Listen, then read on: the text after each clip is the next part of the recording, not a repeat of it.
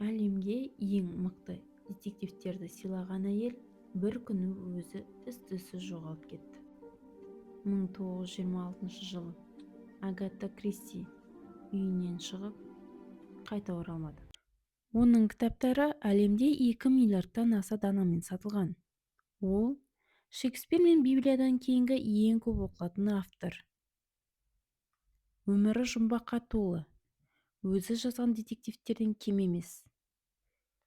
Агата Кристи қылмыстың патшайымы. 1890 жылы Англия, Девон графтығы, Торки қаласы. Агата Мэри Клариса Миллер бай, мәдениетті отбасында дүниеге келді. Әкесі америкалық, анасы ағылшын. 7 жасқа дейін мектепке бармаған.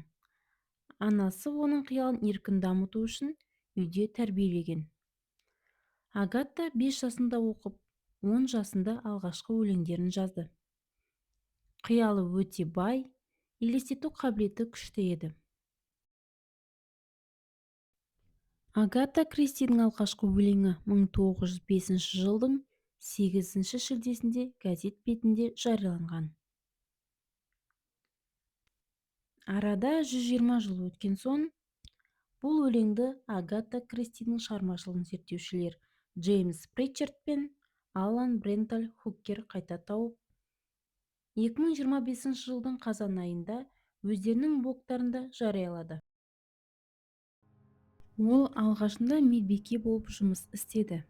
Бірінші дүниежүзілік соғыс кезінде госпиталда дәріханада істеп жүріп, удың химиялық заттардың аттарын жаттап алған. Кейін осы білім оның детективтеріне негіз болды. Жазушының детективтерінде бейнеленген 83 қылмыс улану арқылы жасалған. Оның шығармаларындағы ең тыныш әрі ең қауіпті қару. Ол айқайсыз өлтіреді, ізін білдірмей әрекет етеді.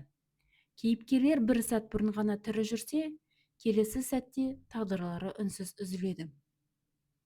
Осы әдіс арқылы Агата Кристи адам табиғатының қараңғы қырын, сенім мен сатқындықтың арасындағы жіңішке шекараны ашып көрсетті. Оның қаламындағы ең зұлым, ең жұмбақ құралға айналды. 1914 жылы Агата Арчибальд Кристиге тұрмысқа шықты. Ерлі-зайыптылар бақытты еді. Ал 1919 жылы, нақтырақ айтқанда 5 тамызда, Агата Кристидің жалғыз қызы Розалинд Маргарет Хикс дүниеге келеді. 1916 жылы Агата Кристи өзінің алғашқы детективтік шығармасын жазып бітіріп, әдебиет әлеміне батыл қадам жасады. Дәл осы туынды арқылы оқырман қауым бұрын соңды болмаған, ерекше кейіпкермен ұсақ түйегіне дейін мән беретін, салқын қандылығы мен логикасы мінсіз бельгиялық сыщик Эркюль Пуаромен танысты. Шығарма жарық көрген сәттен бастап-ақ, ол детектив жанрына тың леп әкеліп, көпшіліктің назарын өзіне аударды. Эркюль Пуаро қысқа уақыттың ішінде оқырман жүрегінен орын алып, Агата Кристидің есімі әлемдік әдебиет сахнасында жарқырай көрінді. Осылайша, алғашқы туындысы жазушыға атақ-даңқ әкеліп, оны 20 ғасырдың ең әйгілі детектив жазушыларының біріне айналдырған жолдың бастауына айналды. 1926 жылы Агата Кристидің анасы қайтыс болды. Бұл қаза жазушы үшін ауыр соққы болып, оны терең күйзеліске ұшыратты. Анасының өлімі Агатаның жан дүниесіне өшпес із қалдырып, өміріндегі ең қиын кезеңдердің біріне айналды. Дәл сол жылы Арчибальд Агатаға басқа әйелмен кездесіп жүргенін мойындады. Оның есімі Нэнси Нил. Арчибальд бұл байланыстың жай кездейсоқ әуестік емес екенін, енді бұрынғы өмірге оралу мүмкін еместігін айтты. Сөздерінің соңында ол ажырасқысы келетінін жеткізді. Бұл хабар Агатаның жан дүниесін астан-кестен етті. Бір сәтке уақыт тоқтап қалғандай болды. Жазушының ішкі әлемінде үнсіз дауыл көтерілді.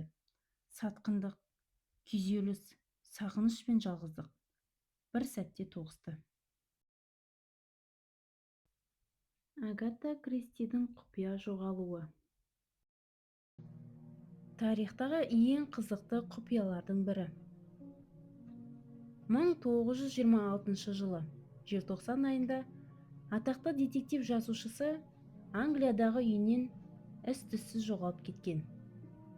Бұл оқиға бүкіл елді дүр сілкіндіріп, газет беттерінде басты жаңалық болды. Агатаның көлігін жол бойында, ішінде оның жеке заттары қалдырылған күйде тапқан кезде, бұл жағдайды шешу үшін полиция, журналистер және тіпті жазушылар да жұмылдырылды. 11 күннен кейін ғана Агата Кристи бір курорттық қонақүйден табылды. Бірақ ол өзінің жоғалған күндерін есіне түсіре алмады. Кейбір деректерде Агата Кристи өзін қонақүйде Нэнси Нил есімімен тіркегені айтылады. Кейбіреулер бұл күйзелістен туындаған уақытша амнезия деп ойласа, басқалар бұл оның жеке өміріндегі қиындықтардан қашу әрекеті болды деп болжайды. Қалай болғанда да, бұл құпия әлі күнге дейін шешілмеген күйінде қалып отыр. 1928 жылы ол күйеуімен ажырасып, қызын өзімен бірге алып кетеді. 1930 жылы Ирак елінде саяхаттап жүріп, өзінің болашақ жары Макс Мэлоуэнмен танысады. Сол жылы 11 қыркүйекте тұрмыс құрады. Макспен бірге ол таяу шығыс экспедицияларына жиі қатысып, жаңа мәдениеттерден шабыт алды. Шығыс оның шығармашылығына қатты әсер етті. Мұны Шығыс экспресіндегі қылмыс, Ніл өзенінде өлім, Месопотамияда өлген адам сияқты романдардан көруге болады. Агата Кристи 66 детектив роман, 14 әңгіме жинағы, 20 пьеса жазды. Оның кейіпкерлері Эркюль Пуаро мен миссис Марпл әлемдік мәдениеттің бір бөлігіне айналды. Тышқандар тұзағы атты пьесасы әлемдегі ең ұзақ қойылатын спектакль болды. 1952 жылдан бері тоқтаусыз қойылып, тек 2020 жылы пандемия салдарынан уақытша тоқтатылды. Өмірінің соңғы жылдарында Агата өзінің өмір жолын автобиография атты көлемді еңбегінде жинақтады.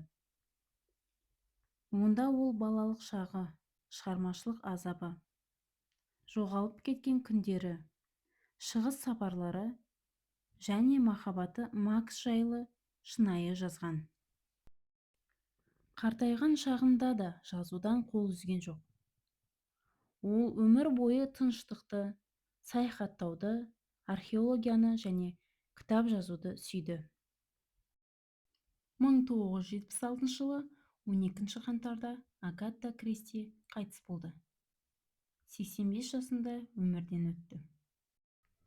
Оның шығармалары уақыт сынынан өтіп, әлі күнге дейін оқырмандар арасында үлкен сұранысқа ие. Алғашқы видеомда Агата Кристиге арнауымның себебі 2000 жылдары Хабар немесе Еларна телеарналарынан Анджела Лэнсберидің сомдауындағы миссис Марпл туралы телехикаяны қалт жібермей тамашалайтынмын.